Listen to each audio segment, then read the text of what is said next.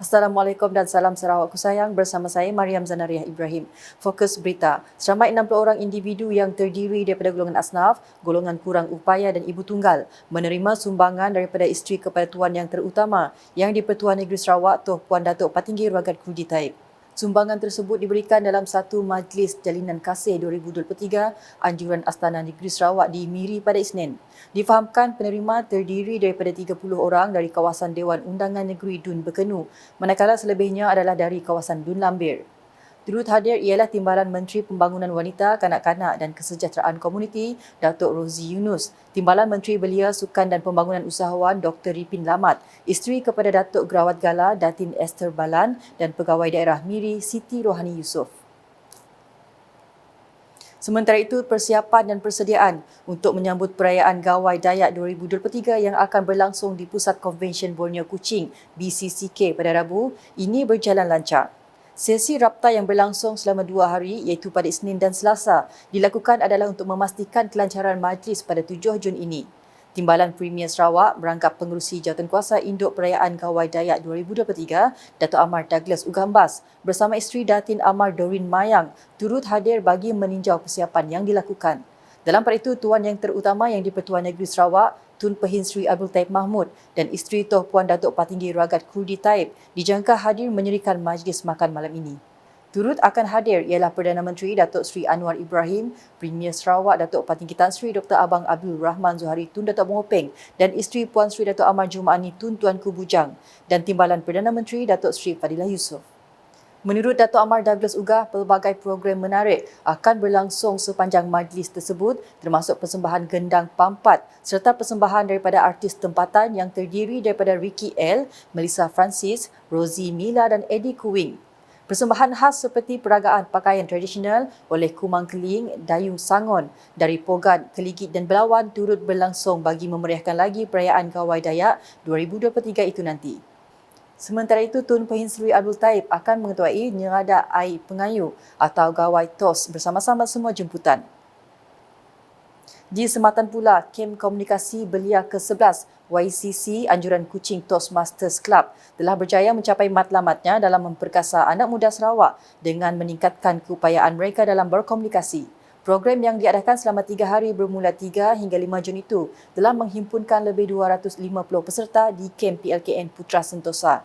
Menteri Belia, Sukan dan Pembangunan Usahawan Datuk Seri Abdul Karim Rahman Hamzah berkata ia merupakan satu langkah terbaik bagi membina keyakinan dan kemahiran belia untuk berkomunikasi dalam bahasa Malaysia dan bahasa Inggeris. Menurutnya, program berkenaan juga memberi peluang kepada peserta untuk memperolehi pengalaman berharga dalam menjalani aktiviti seperti jelajah belia dan sesi town hall yang membantu memperkukuhkan cara untuk berkomunikasi. Beliau berkata demikian semasa berucap merasmikan penutupan program tersebut pada Isnin. Dalam ucapan sama, Datuk Seri Abdul Karim turut menggalakkan peserta YCC untuk mengambil inspirasi daripada Adun Tanjung Datu Azizul Anwar Adenan selaku pemuda Sarawak yang mempunyai potensi untuk mencapai kejayaan dalam bidang kepimpinan. Katanya Azizul bukan sahaja merupakan salah seorang wakil rakyat termuda, malahan telah memegang jawatan dalam badan bukan kerajaan NGO dan persatuan pada usia yang muda. Sehubungan itu, beliau berharap agar peserta YCC dapat melihat bahawa usia bukanlah halangan untuk mencapai kejayaan.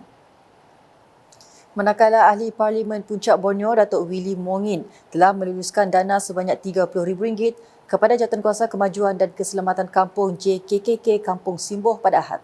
Menurut Datuk Willy, daripada jumlah tersebut sejumlah RM10,000 akan diberikan dalam bentuk pemberian terus atau outright grant OG untuk kegunaan aktiviti JKKK tersebut.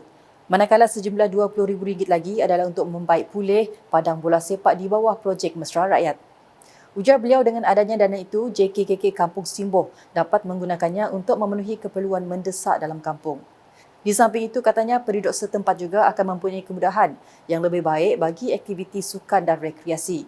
Beliau memaklumkan perkara berkenaan ketika berucap merasmikan Majlis Penutupan Sukaneka Gawai Kampung Simboh di Dewan Serbaguna Kampung Simboh di Padawan pada Ahad. Laporan seterusnya, Borneo Highlands Resort Clubhouse BHRC nekat untuk membantu menjaga kepentingan penduduk dan pemilik harta di sekitarnya agar tidak ditindas oleh pemaju tanah yang tidak berkebolehan. Adun Batu Kitang Insinyur Loh Kir Chiang berkata, ramai pembeli tanah yang berdaftar tidak diberikan hak milik tanah daripada pemaju yang tidak berfungsi. Justru katanya BHRC merupakan satu badan kolektif untuk membantu menyediakan maklumat yang diperlukan dalam usaha untuk pemberian hak milik tanah tersebut. Beliau berkata demikian dalam satu kenyataan akhbar sempena sambutan ulang tahun BHRC di Borneo Highlands Resort Clubhouse baru-baru ini. Dalam pada itu, beliau menambah bahawa Borneo Highlands Resort sekarang masih dalam proses pembukaan semula untuk orang awam setelah ditutup sendiri oleh pemaju kira-kira 3 tahun lalu. Pembukaan semula tempat peranginan tersebut selaras dengan objektif utama BHRC iaitu untuk mempromosikan tanah tinggi Borneo sebagai destinasi pelancongan penting di peringkat tempatan dan antarabangsa. Ke paparan berikutnya, keseimbangan ekonomi, budaya serta menaik taraf hidup masyarakat di Sarawak merupakan matlamat utama dalam kepimpinan Parti Rakyat Bersatu Sarawak SUPP.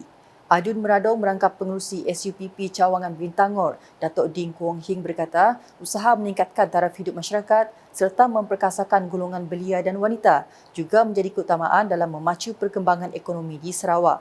Menurutnya, dengan kerjasama daripada ahli-ahli komuniti SUPP Cawangan Bintangor, ia dapat direalisasikan. Beliau berkata demikian ketika berucap semasa merasmikan sambutan ulang tahun 64 tahun Parti SUPP Sarawak di Pejabat Parti SUPP Cawangan Bintangor baru-baru ini. Sekian edisi Tengah Hari bersama saya, Mariam Zanaria. Berita lebih lanjut boleh didapati di semua platform media sosial UKAS, termasuk portal ukas.sarawak.gov.my dan UKAS channel YouTube. Sebelum mengakhiri buletin edisi Tengah Hari ini, saksikan kalender aktiviti-aktiviti yang diadakan sempena sambutan perayaan 60 tahun Sarawak Merdeka.